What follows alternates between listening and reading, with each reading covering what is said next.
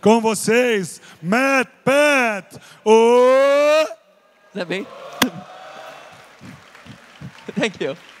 Welcome. Thanks, man. Appreciate it. Hey there. How's everyone doing? People who only speak Portuguese, can you understand me? Yes? Great. When they said, hey, you're going to give a speech in Brazil at this event, I'm like, I don't speak any Portuguese, so I hope people understand what I'm saying. They said, no problem, so I'm glad that we're all here. Hey, hi, everyone. My name is Matthew Patrick. Online, I'm better known as Matt Pat, and I run what are objectively the nerdiest channels on YouTube. And that's saying a lot because YouTube is already pretty nerdy. But we take the nerdy topics of gaming, film, and television, and then we fuse them together with the even nerdier topics of science, math, history, technology, computer programming, all that stuff, and fuse them together to come up with mind-blowing theories about all your favorite franchises, right? So some of the episodes that we've covered in the past were literally looking at Disney's entire animation film catalog to objectively come up with what is the deadliest Disney movie of all time, Disney animated feature.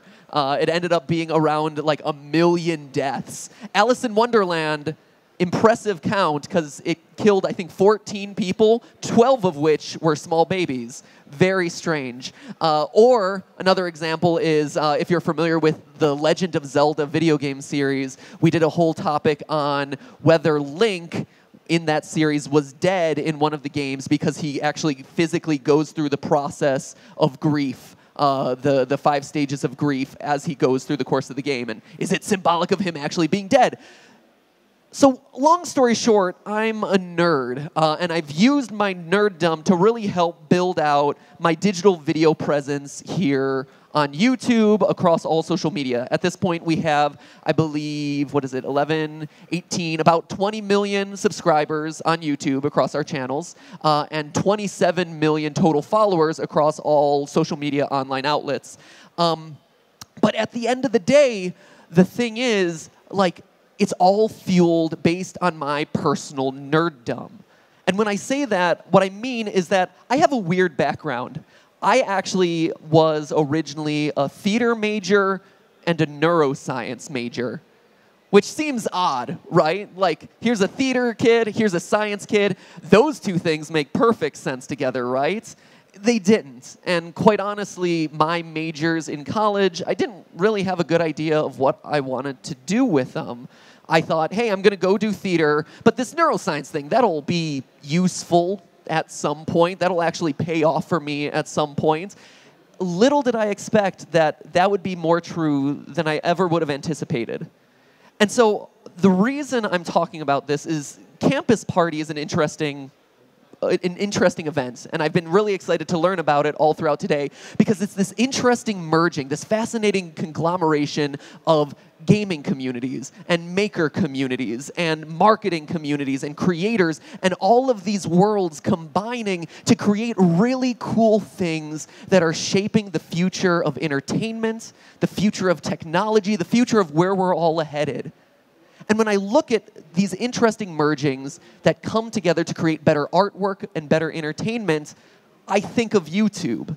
And I think of my history on these digital video platforms, where, yes, they're artistic platforms, where you can take a video of yourself doing anything. Cutting soap is a big thing in the US right now.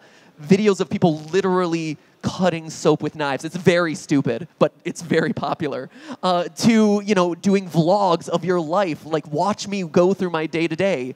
On Facebook, you have parents becoming creators of their own right. You have kids as early as 5 years old saying, I want to grow up and become a toy reviewer like Ryan's Toy Reviews, the most popular YouTube channel out there, and also the most profitable YouTube channel out there with like $22 million earned last year.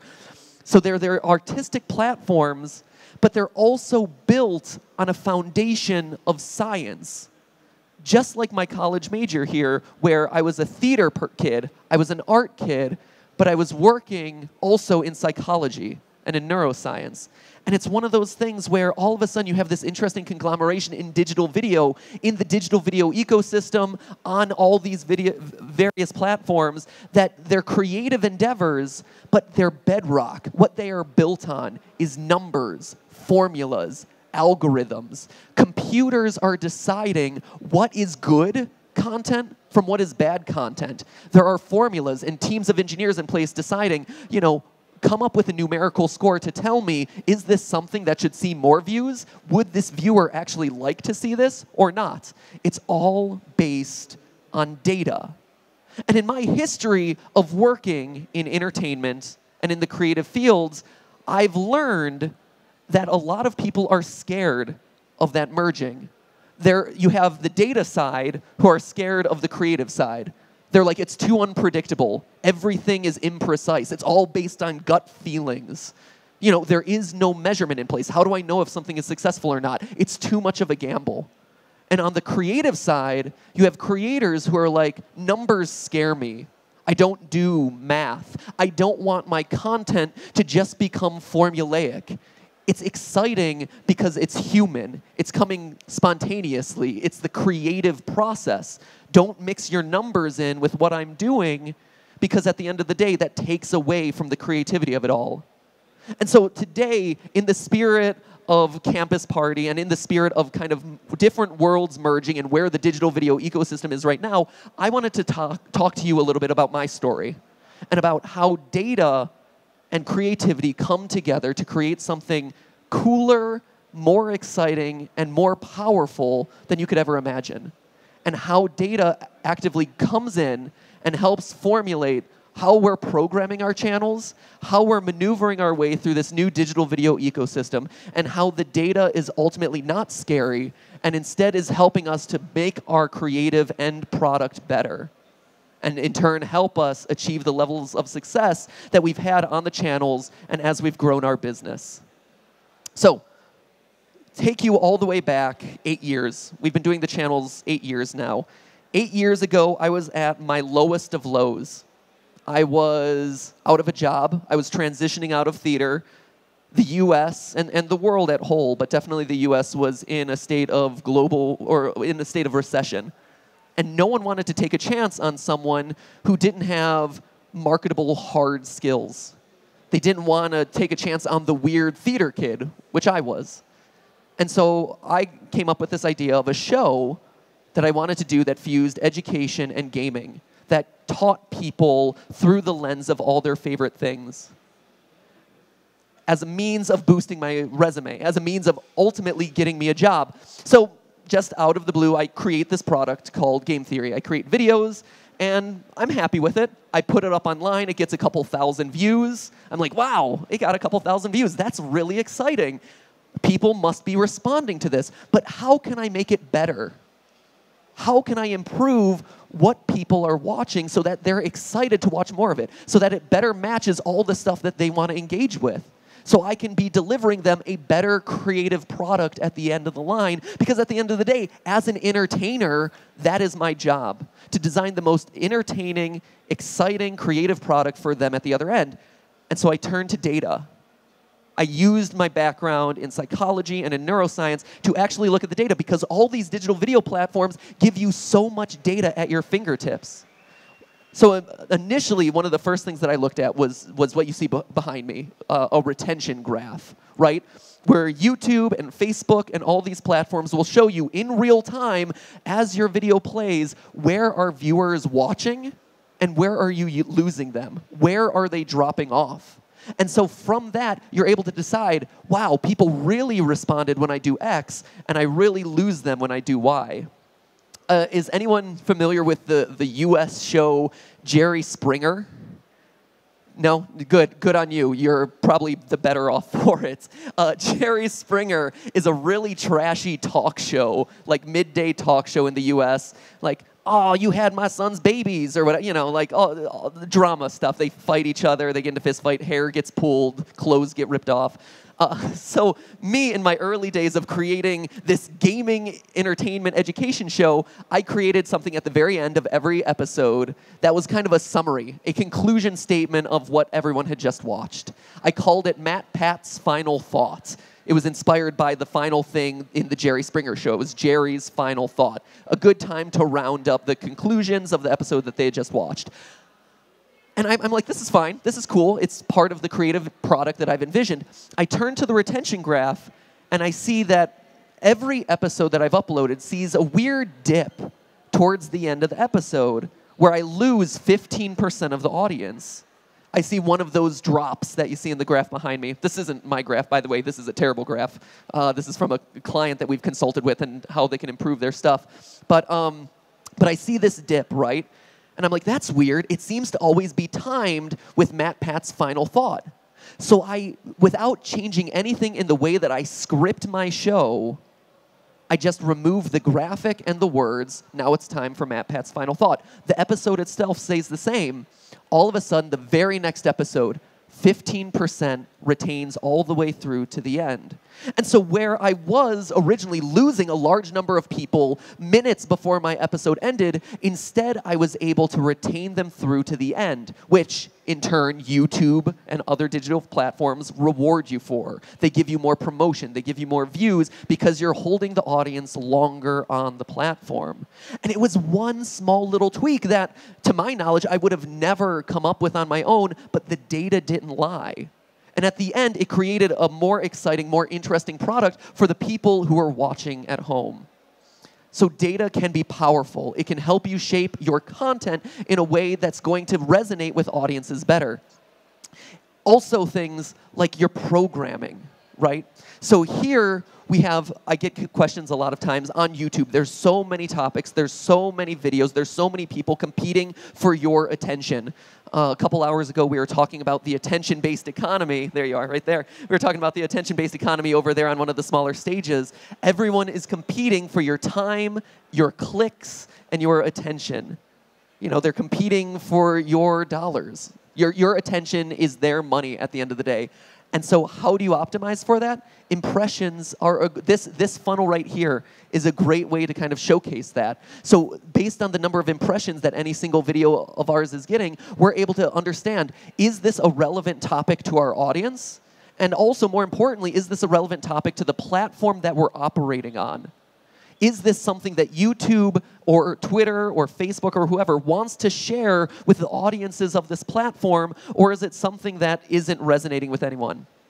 And then from there, we can also look at things like title, thumbnail, description, all of the packaging elements, and that's told to us through the click-through rates, right? So from there, I'm able to look and say, hey, we got a lot of impressions. 70 million people saw our video and had a chance to click on it. That's a vast number of people. Of those, how many were actually excited by what they saw? Was the way we packaged our video the best way to get those people to click? And so here we see 4% click-through rate, which on YouTube, between 4 and 5% is usually a good rate to be aiming for. So that's about in the wheelhouse that we would expect. So this is telling me, yes, the content length looks right. The thumbnail feels appropriate for the audience that we're looking for, and the title was appealing enough to get their clicks, but not overly clickbaity that it was skewing the system against us. And then finally, that watch time at the end telling me, once they've clicked on that video, have they stuck around and watched the whole thing? Again, I'm seeing, is the creative that I'm doing every step along the way as I shape my own creative product ultimately matching with the audiences that I'm looking to achieve? Is this actually retaining them? Is it enticing them to click? Is it speaking to them? And is it working with the platform as a whole and what the platform wants out of the videos that I'm creating? And it's not just that too, but also the data inspires creativity. I mentioned in that third slide that a lot of creatives are scared of the data, but the data just encourages you to keep experimenting and to keep learning about how audiences respond to the stuff that you're making. And this applies whether you're making videos on YouTube or if you're making video games or if you're making VR content. There's so much out there that can work here. So here, for instance, this is a very early version of one of, I think this is episode 3 of our thumbnails, and it's pretty bad, objectively. Like, it's pretty crappy. Like, it's way too detailed. You can't tell what the heck is going on. You got a little pixelated character here. But by iterating and experimenting, we're able to refine our tactics. We're able to look at the data, see what works and what doesn't, and ultimately stretch out of what we're comfortable with and learn to experiment in new, more exciting ways. And so here, you see text and shape us experimenting with. Again, going back to my background in psychology and that, that scientific knowledge that I had, I know that people, based on eye movement studies, people are more inclined to look at faces. They're always drawn to faces. It's a primal instinct in all humans. We just had a baby a couple months ago, 7 months ago, and it's fascinating. We've done experiments on him where we test some of the classic scientific experiments. Yeah, he's looking at me like, you're experimenting with your baby? It's family-friendly experimentation. But there's this classic child experiment where you show a baby a picture of 3 dots, 2 and then 1, as though it's eyes and a nose. The baby will actually fixate on that face or that arrangement of dots for a longer stretch of time, for a longer period, than if you flip that same pattern of dots into like a vertical triangle. Because this one matches the eyes and nose, or the eyes and mouth of a human. If you flip it, it just matches a bunch of random dots. It is a primal instinct that's ultimately deciding, in a crowded so from something as simple as 3 dots on a page from when you're a baby, it's deciding whether or not your thumbnail is actually capturing someone's attention. The most clickable thumbnails on YouTube and across any video platform have faces in them. And not just faces, if you want to take it another step further, half-completed actions. We've done studies and I've read surveys all about how a video of someone shooting a basketball, like mid-jump, ready to drop it over into the hoop, is more clickable than someone holding the ball, than someone dribbling the ball, than you see the ball going through the hoop, because people want to see the end of that action. They're excited to click by the principles of psychology. Again, you have this interesting merging of science and creativity fusing together to create really interesting ways that are dictating the success or failure of every single video that you see online, that are dictating the way that your business grows, or in our case, the way our channel performs. And so here, based on eye movement studies, we ran a test on whether, people read images from top left to bottom right, similar to how they read in a book. And so what we found is that images that use that sort of downward diagonal strategy actually become more clickable. They're driving the audience's attention into the video.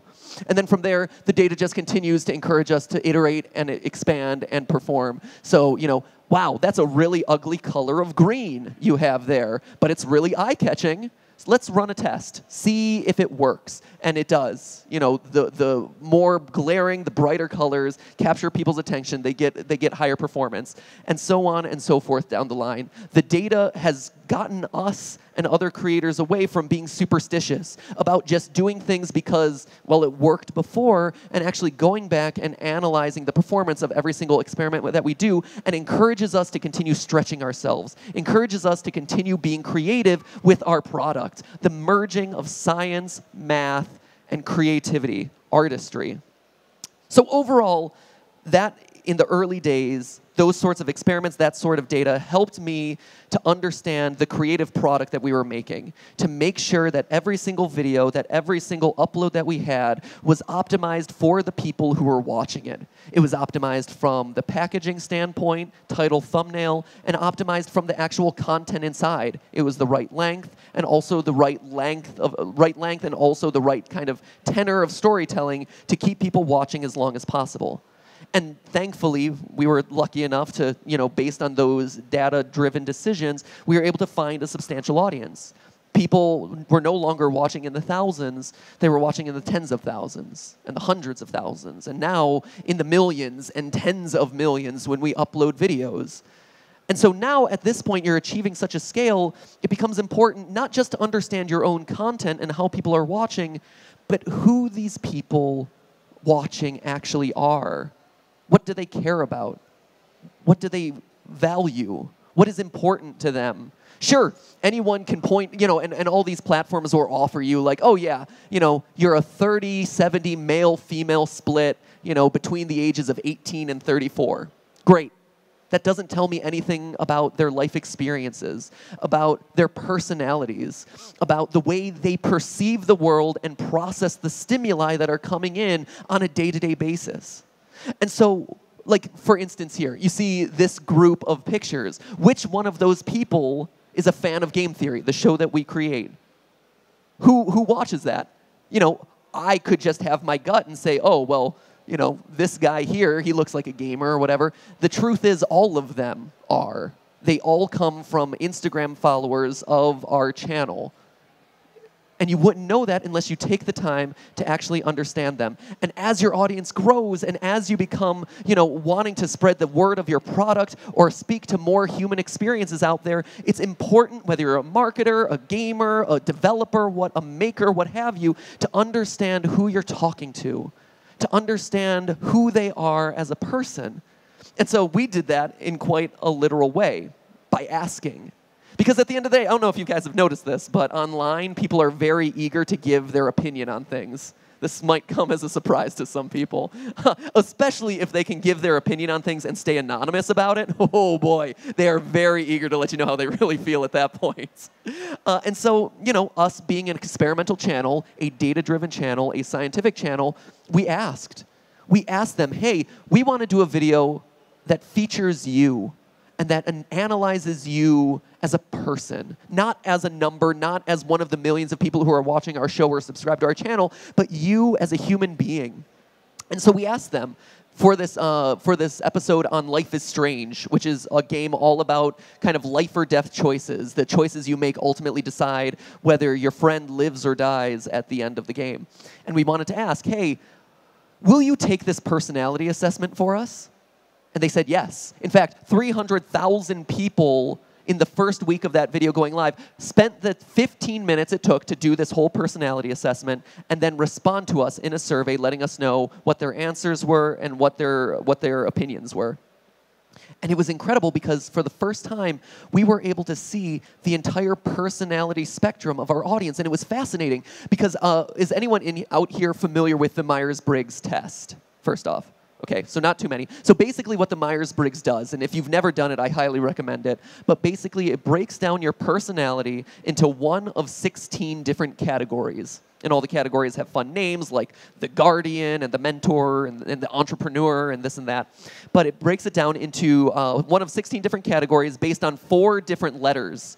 And each letter has 2 options, right? So you can be an introvert or an extrovert, I or E. You can be a sensor who just processes the stimuli in real time in the world around you, or an intuitor, N, who takes in data but then intuits and kind of projects what's going to happen down the line. You could be a thinker or a feeler, and you can be a perceiver or a judger. So those are kind of your 4 content categories.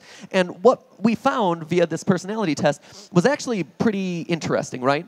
Our audience was overall introverted, which makes total sense. There are a bunch of gamers. There are a bunch of people who are engaging online.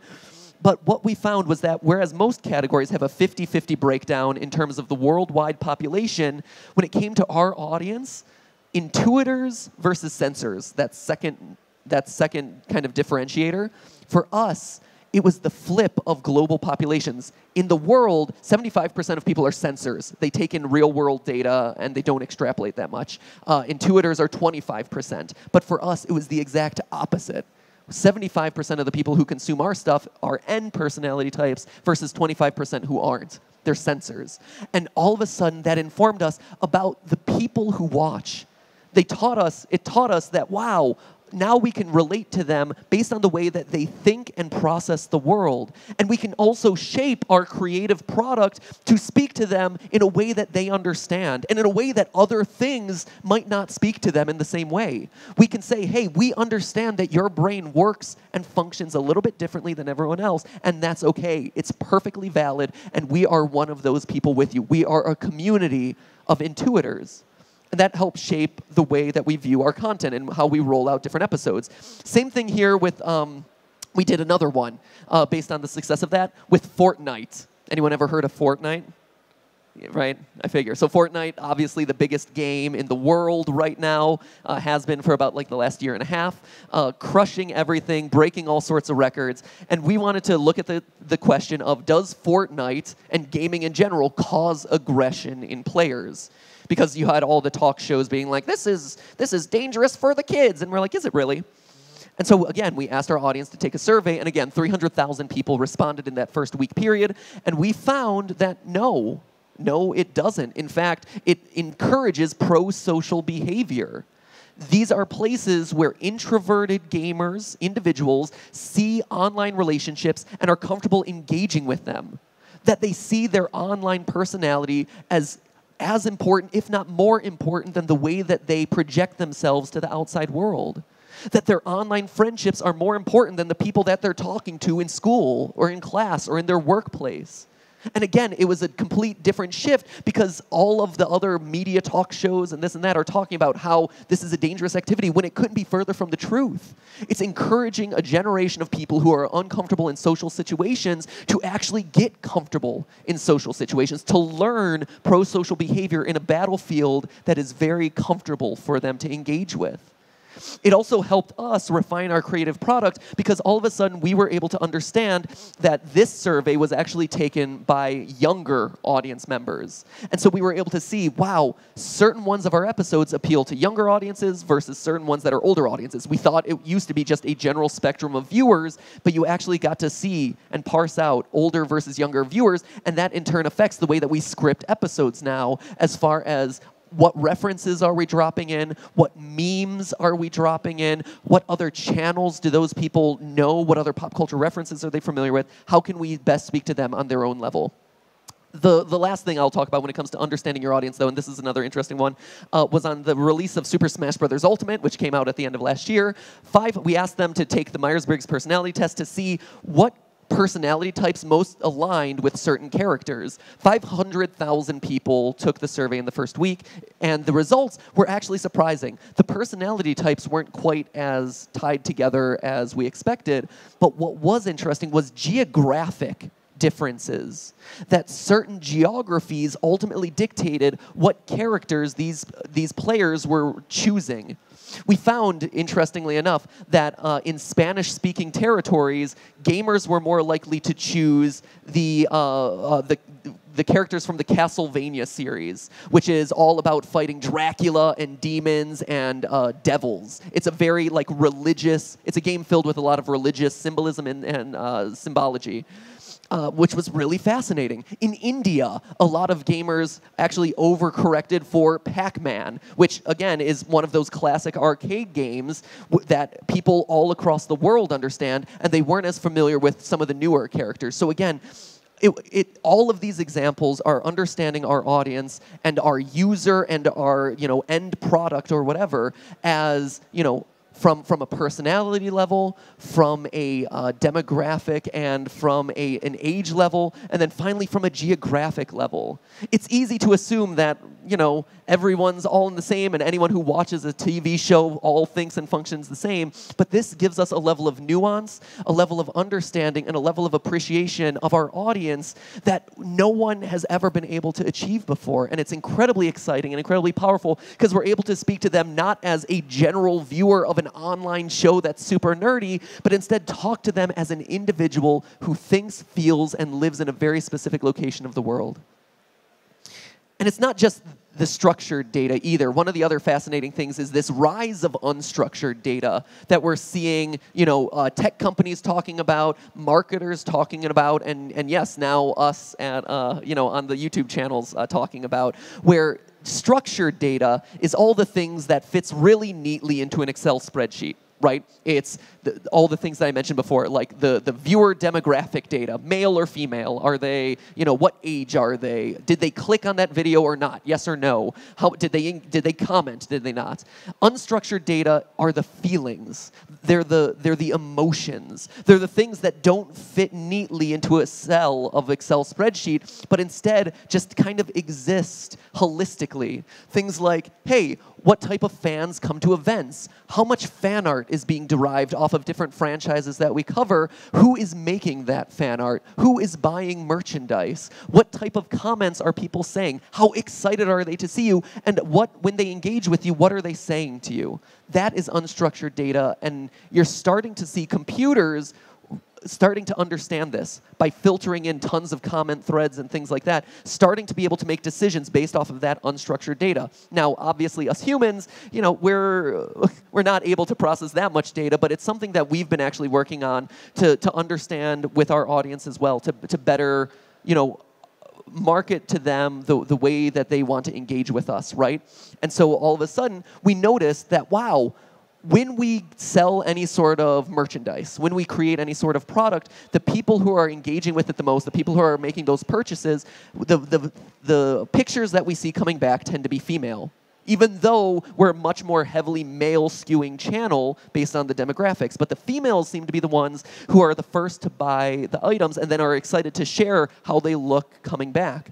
And so that helped inform our decision to, hey, why don't we actually launch female-specific clothing? And it was the first thing to sell out. The unstructured data helped us shape our business decisions and ultimately sell out of that product. Or, like I've mentioned before, based on those Myers-Briggs personality tests, we learned that so many of the people who watch us are introverted.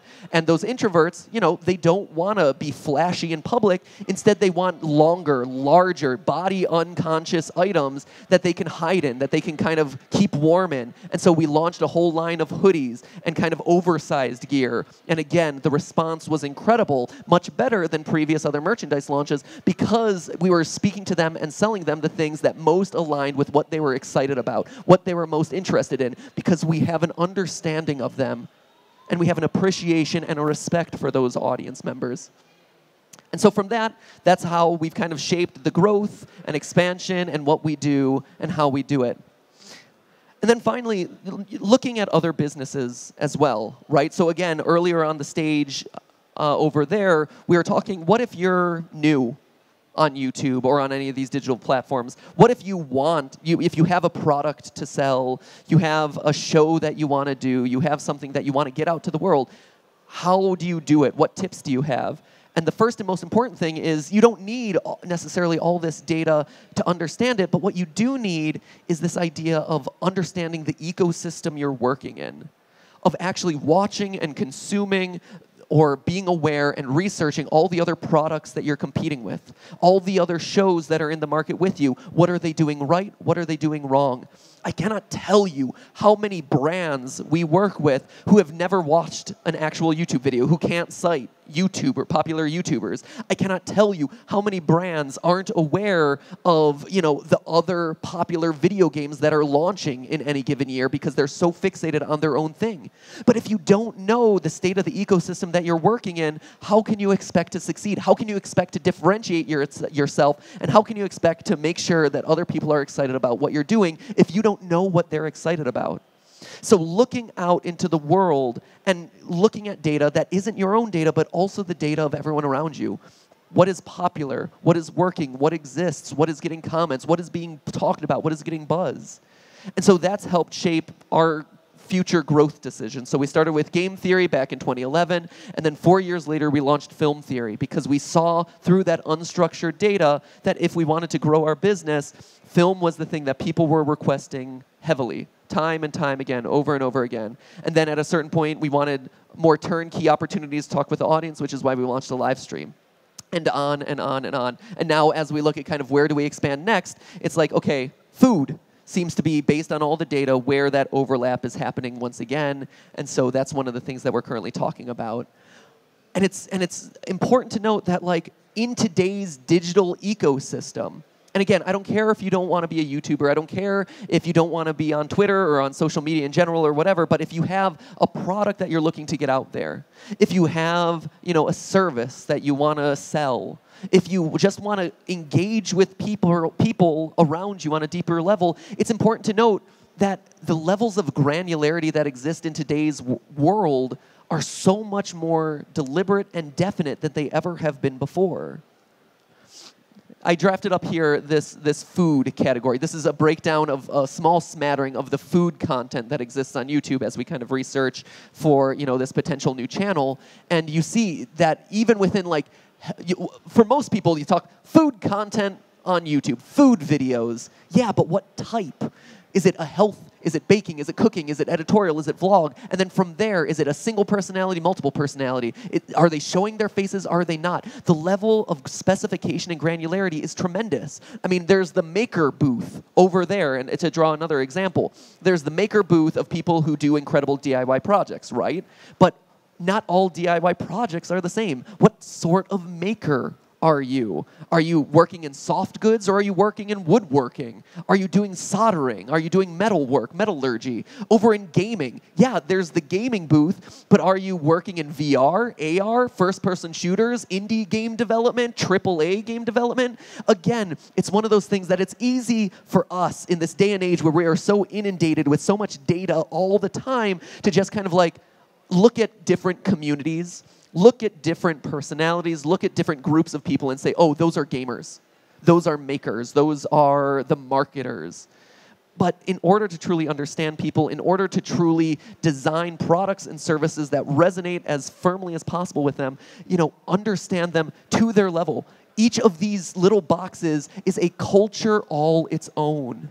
And people can understand online, offline, whatever, if you're trying to kind of encroach on their culture without actually doing your due diligence and appreciating it and understanding it. These cultures have a language, they have a lingo, they have a personality all unto themselves. Memes, in-jokes, out-jokes, likes and dislikes. And so if you truly want to understand someone, if you truly want to make your creative product better, whatever that is, understanding and respecting those differences, that level of granularity is so, so important, cannot be underestimated.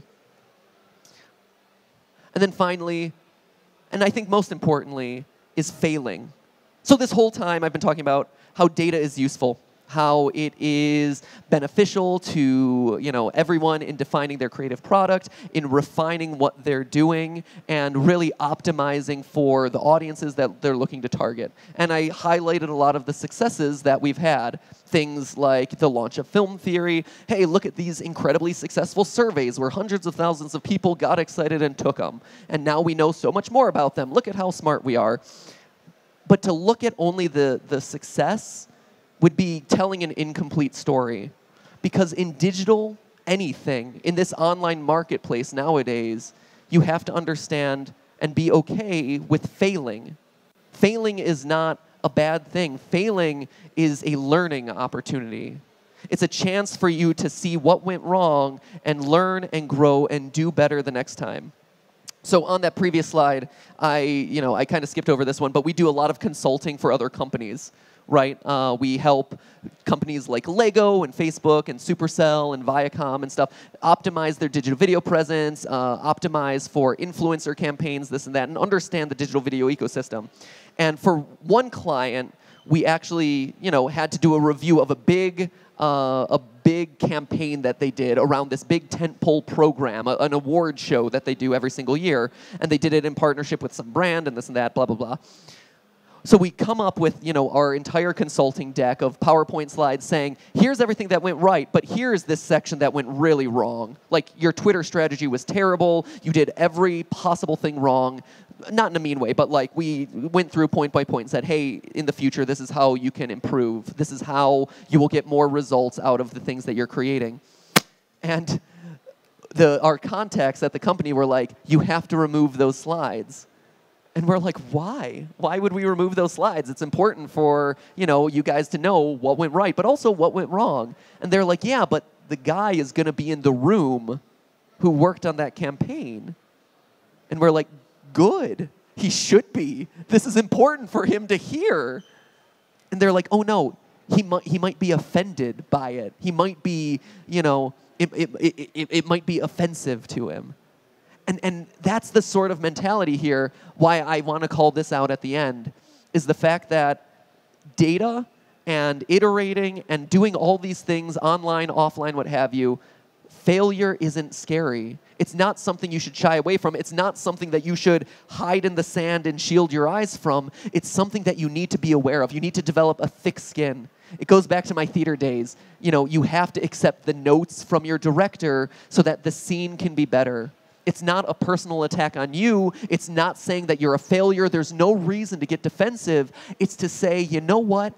You could be better. You have room to improve, and that's not a bad thing. When you shy away from it and you're scared to accept those notes, yeah, that becomes a bad thing and kind of become sheltered in your own little bubble, but that's the thing. Data doesn't tell a positive story sometimes. Sometimes the view count isn't great. Sometimes the sales numbers aren't fantastic. Sometimes, things don't go the way that you expect. But don't see that as falling down the stairs. See it as a chance to get up and climb back up again. And so for us, one of the things that we always do, and the things that we tell brands all the time, the things that we do on our own channels as well, is this idea of this kind of three-pronged cycle here of strategizing, testing, and analyzing. Strategizing, can we eliminate this problem? We see a problem, what is going on, and how do we strategize to correct it? And then we test it. We roll out a series of thumbnail tests. For instance, let's say, hey, this thumbnail seems to have a lower click-through rate than others. Let's test a white background from a black background. Let's test green words versus red words. Let's test, a face versus no face. We roll out a test. And then we go back and look at the data to identify the issue, isolate the results of that test, see what worked and what didn't, and then iterate again. Every pass through this three-step process is a chance to get better at what you do. Because if you're going to dedicate your time and your life and your passion to doing something, why wouldn't you want to get better? I think that's one of the other things with this, right, is when you look at creative products, when you look at artistry, when you look at making things like so many people in this campus party are, when you look at the people who are actively looking to kind of build out something that they're passionate about and do jobs in the things that they love to do, be it programming or crafting or whatever, at the end of the day, don't you want to make the best thing possible? Don't you want it to be as successful as possible? Because at the end of the day, it gives you a great feeling of satisfaction. But that means that you have to be able to look not just at the successes, but also at the failures and iterate through that process to understand what went wrong. And so for us, we've had those things too, right? Where we've launched series that didn't take off, that didn't perform, that we thought would be fun for the audience, that we thought would be good for the channel's programming or whatever, and it just didn't work. And we tried, a series of tests.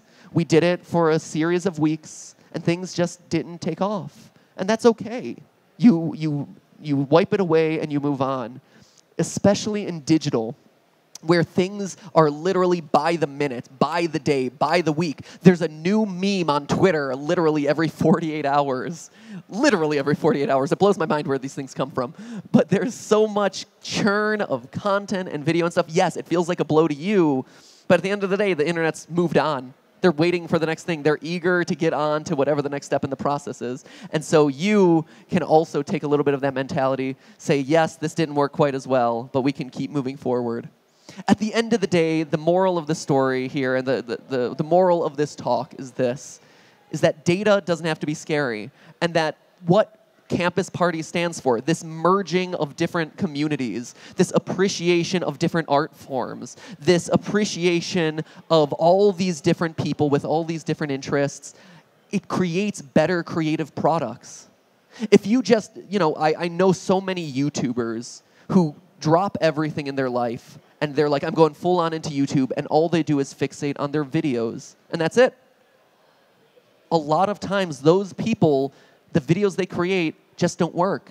They're not interesting, and that's because they're not living full lives. They're not able to kind of open themselves up to new experiences, to new inspiration points. And so here at Campus Party, I encourage you, take full advantage of everything that's out here, because this is such an interesting conglomeration of so many different topics, and each of them can inform whatever project it is you're doing, whether it's personal or professional.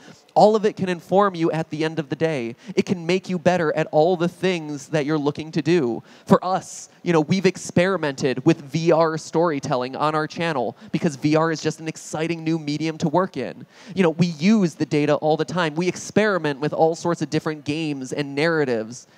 We're learning about the different merch products and this and that, and it's one of those things, going back to that idea of me in theater, it's one of those things where you look at your theater experience and you go back to your theater experience and you understand, if I understand lighting design and acting and sound design and directing, it makes me a better theater technician. As a director, I'm able to talk as an expert in all those different fields and create a better final product. And that's the same thing here in digital. That's the same thing in any of the categories that you see here across Campus Party. And at the end of the day, it just makes you a more satisfied, richer, better person overall who's able to appreciate and understand more of life as a whole. And with that, that's my time. So there you go. I don't know if we have time for questions. Thank you.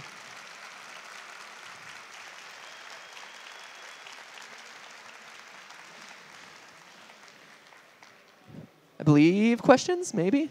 How much time do we have? A little bit? Yeah, we do have time. Great, okay. We can talk about anything, by the way. This is my cat. Maybe at some point we should replace it with our new baby. Be good. Okay, we have questions from, I don't know where you are. He pointed at you. There you go. Hey. Hey. You said that you started very early to use that data points. I read a few people talking that Google is very engineering oriented, and sometimes creators, artists, designers have very difficult time working together. Do you think that all the platform YouTube is very engineering oriented and that shift things about the whole ecosystem? Yeah. So basically the question, if I understand it right, is how this merging of like engineers designing creative platforms are they more engineering oriented? How does that impact overall like creative at the end of the day? Things like that. It's interesting. So YouTube has tried, and all the digital video platforms have really tried to figure out what the right formula is for deciding what makes good content from bad content, right? In the earliest days, in the very, very early days, V1 of the algorithms, it was, hey, this video got a lot of views just organically. People shared it via their emails when that used to be a thing. People shared it via email. They posted it on a website. This must be a great video. It got 100,000 views. Let's put it on the homepage, and let's get it even more views and skyrocket it to a couple million views. It's just that strong of a video. So the algorithm, the engineering programs were deciding that is a good piece of art simply because other people found it and decided it was a good piece of art. But they realized that there are ways to hack that system, right? That there are click farms in India and in Russia and in China that can boost view counts very quickly. That there are ways to like create salacious thumbnails with like boobs in the in the thumbnail. I mean, quite honestly, with sexy women in the thumbnails that get a lot of clicks, but the video itself is not good. It's not what people are expecting. It's not retaining people's time. And so that's when they moved over to this kind of like watch retention basis that allows, that says, hey, if people are watching it for a long time, that must be an indicator of what is good versus what is not good. And that seems to be working a lot better for them and a lot of other online content platforms. I think at the end of the day, though, it's a tricky balance to strike because you're literally getting, 400 hours of content uploaded onto YouTube every minute or something like that. And it's the same for Facebook, and it's the same for Twitter. There's so much content coming out at any given point in time that there's no way that a human could ever truly acknowledge that. There needs to be some filtering mechanism. Are algorithms and engineers the best case for that, or the best kind of people to solve that problem? They kind of have to be, because otherwise, no one's going to program that sort of large-scale solution. But at the end of the day, I think where it becomes tricky is, what defines good art and bad art? It's a conversation that I used to have with YouTube a lot back in the day where, it takes 100 hours for us to produce any given video of our series. But then you see channels like PewDiePie or other video gamers back in the day who, would produce a 15-minute long video every single day, and it's just like a person talking to their camera and shouting at a screen, right? To YouTube's eyes, that's premium content. because it is something that gets people to watch. And they're like, hey, why would a 3-minute video that's highly polished and beautiful and cost like $100,000 to make or whatever, why would that be considered more premium? Because this is also getting people to click on it and watch for longer. And so I think it's one of those things where it's a tricky balance, but it is kind of the new state of the world, unfortunately. And so that's why I encourage anyone who's out there, if you are looking at doing artistic works or anything art-related on a digital platform, look at the engineering background of it. Look at, read articles about what the algorithms favor, what works on the platform versus what doesn't. If I mentioned this over on the other stage before, but if you're interested in doing short-form comedic sketches, YouTube probably isn't the place for you anymore. Look on Twitter, look on Instagram TV or IGTV, TikTok. All of those function much better for short-form content. That's just a fact of the matter because those algorithms are accustomed to shorter videos, like 1 to 3 to 5 minutes, whereas YouTube is 15 minutes and up. And so, yeah, it sucks that everything kind of has to be reduced into numbers and data and equations, but there's still room out there for artistry and creativity, and there will always be. If those platforms lose all their artistic integrity and whatever, a new one will rise to optimize for whatever whatever art form has been underserved or underappreciated. Tumblr just purged a bunch of fan artists from them for brand safety reasons, and they all moved over to Reddit and DeviantArt and Newgrounds. And so there are places online where those sorts of communities can still thrive, where that sort of art can still function. It just might not be on some of the big name platforms anymore because of the way their systems operate. And it behooves you as the artist to not only understand your own art and your own audience, but also the platforms that you're looking to push it in, especially if you're looking to do it on a professional basis. Awesome. It's me. Hello. Hey, hi. First of all, it's great to see you in real life, and I really appreciate your work. Thank you. And my question is about your channel itself and about Petscope. And well, Petscope does not exist itself, right? It's a game that does not exist.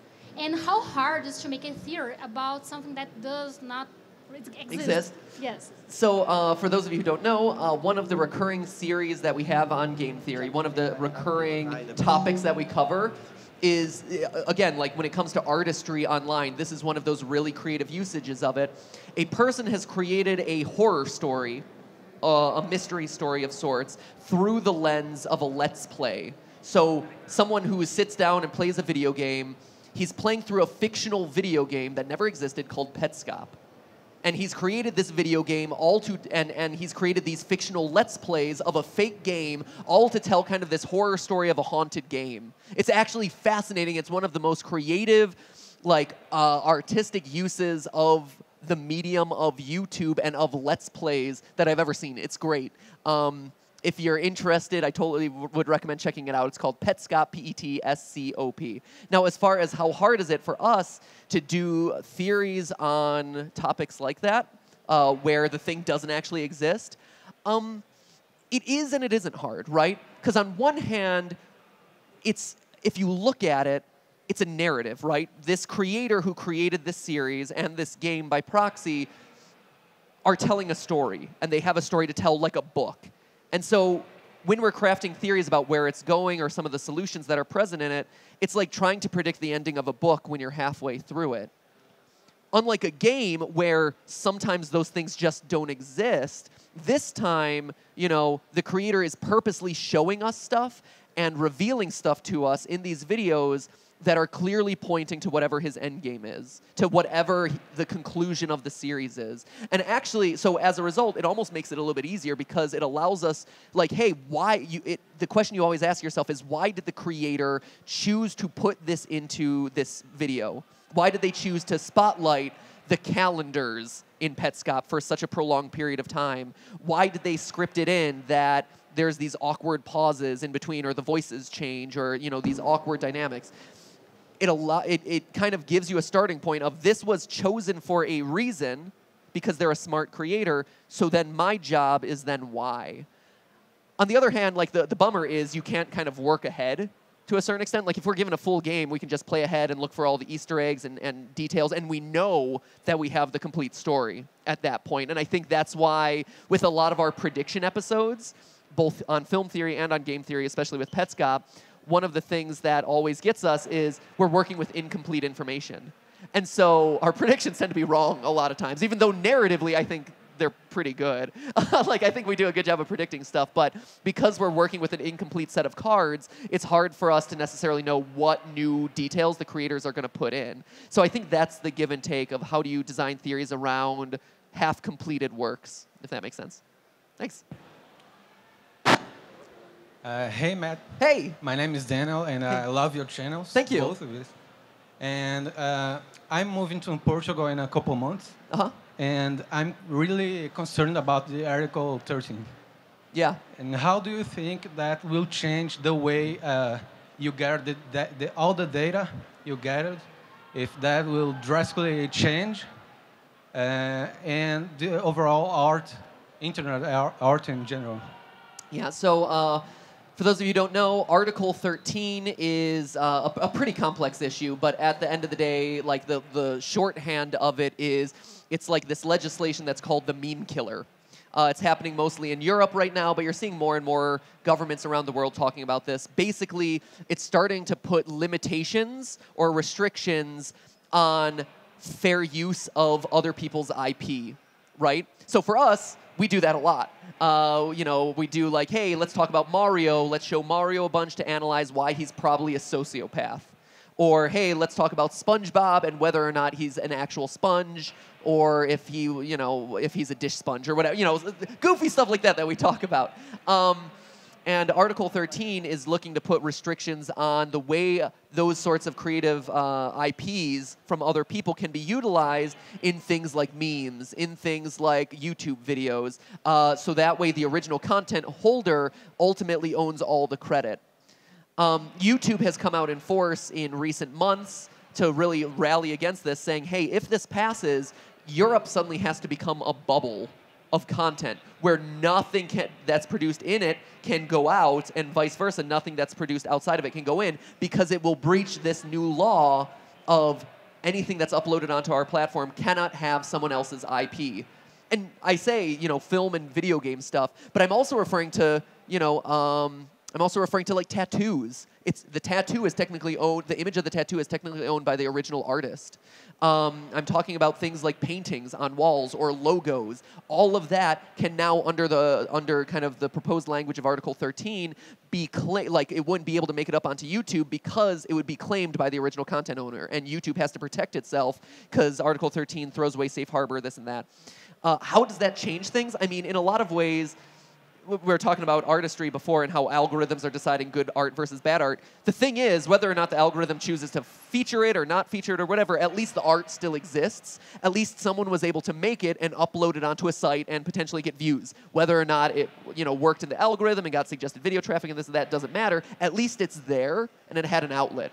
And that's what, in my opinion, has made the internet so exciting as a cultural place, because so much of it is built on this idea of repurposing and remixing content, of exactly what we were talking about here, mixing creative and analytics, of mixing SpongeBob and Venom, or you know, Infinity War and the Emoji Movie, and coming up with these weird cross hybrids that don't make sense but kind of make sense, but are like really fun and interesting. And so if you start putting limitations and restrictions on that to the level that Article 13's language kind of leaves open, you start to really run the risk of removing a lot of what makes creative work online so exciting and dynamic and unique, and you end up kind of reverting things back to where it was before the internet, right? Before those sorts of creative expressions were allowed to come out. And so I try not to be a very political person, but this is one of those things that legitimately has me worried and sad, because you have government officials who don't really understand or seem not to understand the way the internet works, trying to solve a problem, like hammer this nail in with a sledgehammer, rather than like giving it, the attention and detail and care that sort of thing needs. So that's my concern about it, and that's where I think the danger of it is. I know that it's going through a couple rounds of legislation right now where they're revising the language yet again and this and that. I don't know where it's going to end up, but it is sad to see kind of the fate of cultural creativity online to be kind of dictated by something like that. Yeah.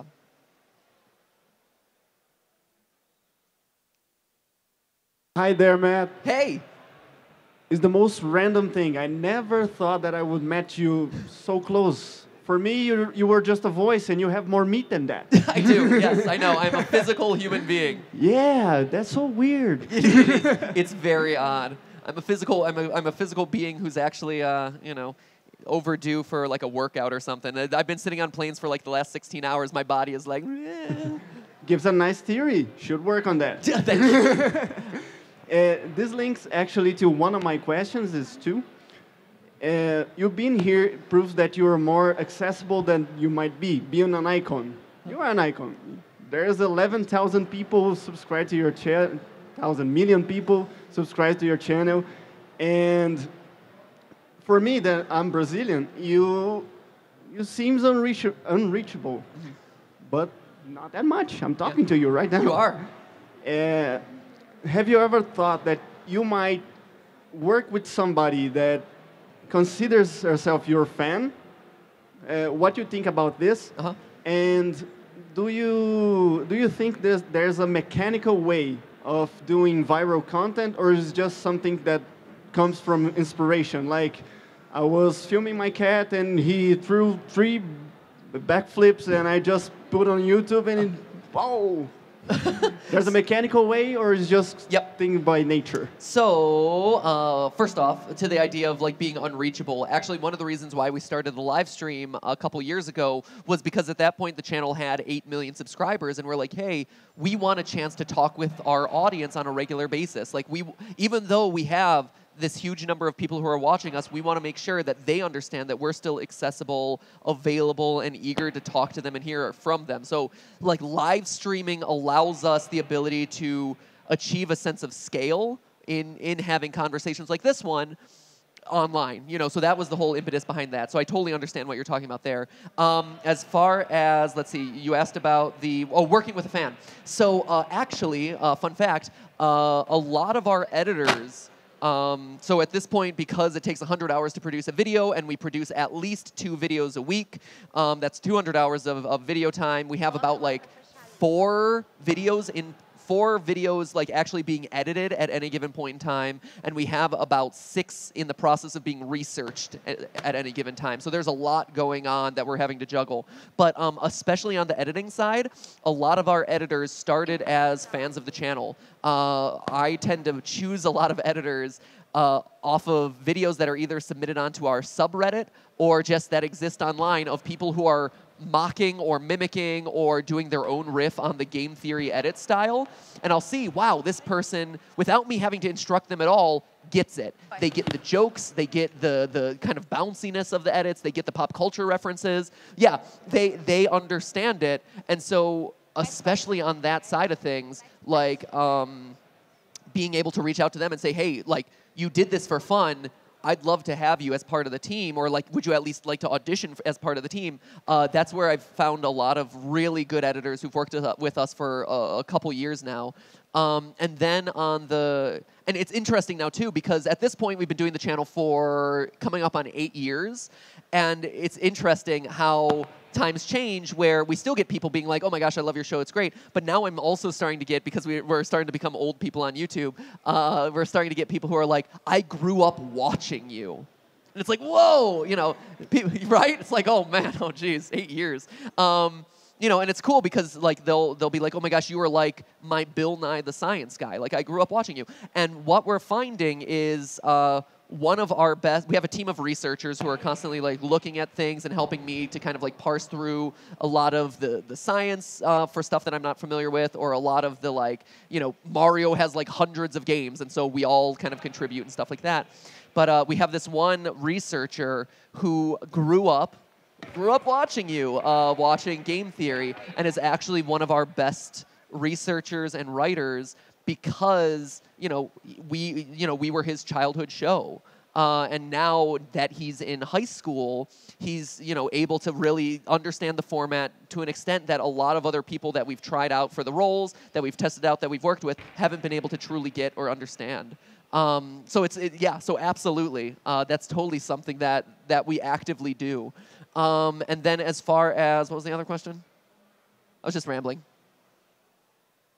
It's about there's a mechanical way to do viral content. Viral content, yes. There is a mechanical way to do viral content.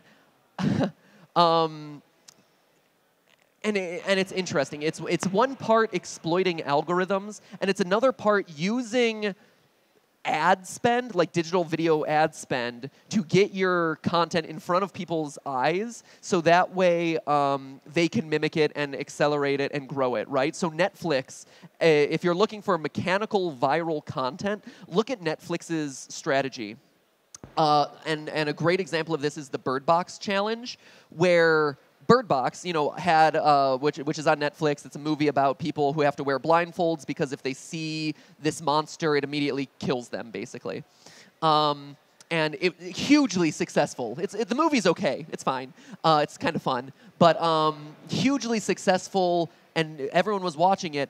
And it's because in the early days, Netflix, I'm not 100% sure how they did it, but they kind of seeded out certain memes and certain references and challenges out to the universe, and then they just seeded it in the right areas, and people started to pick up on it and started to spin it off into their own memes and spin it off into their own challenges and this and that.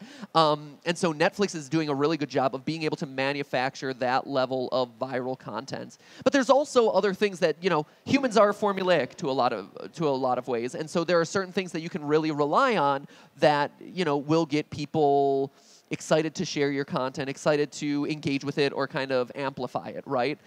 So things like, hey, if you design a fairly simple template with a very memorable image or icon, that becomes very easy to memify, with a cringy catchphrase or whatever. That becomes very easy to memify and can then, allow the audiences across the world to kind of do stuff. Sometimes there are definitely unexpected pops and things like that. And those are certainly some of the most organic and exciting types of viral content. I think you can never take that fully away, and you can never underestimate or undervalue that and how satisfying that sort of stuff is. But I do think more and more people, and especially some of these big content companies, are able to really figure out what the formula for viral content is and are starting to get higher hits than misses at this point. Is that... Oh, here we go. Somewhere over here. Hey, hi. I see you waving. Matt, here. There. No, there. Point me in the direction. Time's over. What? Time's over. Oh, time's over. Why? You could have just said that. It was fine. I'm okay with it. You could say, hey, that's okay. Was I supposed to look at someone over there? I could do one more. Okay, one final question. Here we go. There were supposed to be big clocks on stage with timers, and I never saw them. I know. Hello, Matt. Yes, hey.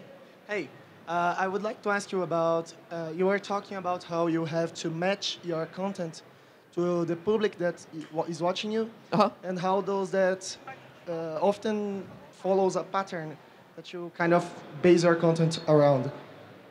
Do you often find yourself in conflict between what you want to do and what you have to do to keep your channel relevant? Yep.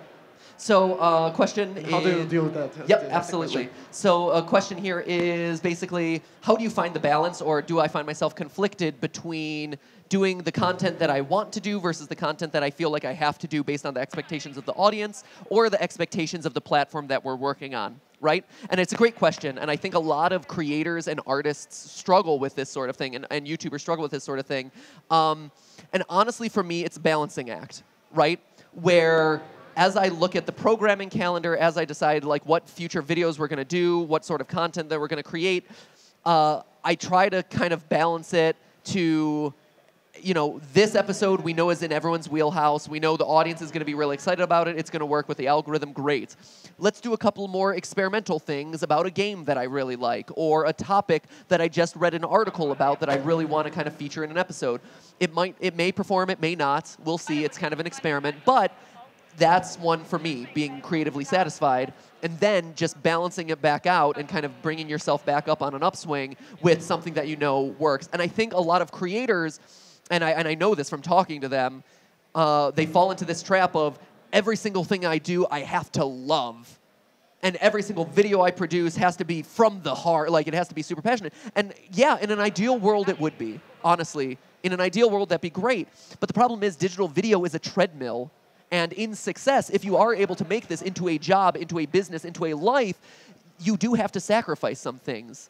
And when you're producing a video a week, or heck, for a lot of channels, a video every single day, like, unless you're emotionally invested in it, like, that's just a lot of emotional give that you're dropping into every single thing. And so, for me, what I say is, like, you have to have the stuff that you know is going to, like, be for the sustainability of the channel, for the stuff that, allows you to continue your life, your business, the lifestyle of your employees. But also, don't be afraid to, don't shy away from doing the things that are those passion projects that may underperform, that, might not be as well received or whatever. Just make sure that at the end of the day, you're emotionally comfortable with going back to kind of what you started off with in the first place. That's a good segue right there. Thanks, guys. I'm going over here now, I think. I don't know. Anyway, thank you all. Enjoy the rest of Campus Party. Hey. I have a final request for you. Oh, final request. Can you please? Okay, wait, okay, here we go. She wants the final line, so here we go. But hey, that's just a theory. A game. Or actually, it's probably better with this one. But hey, that's just a presentation. A campus party presentation. Thanks for watching.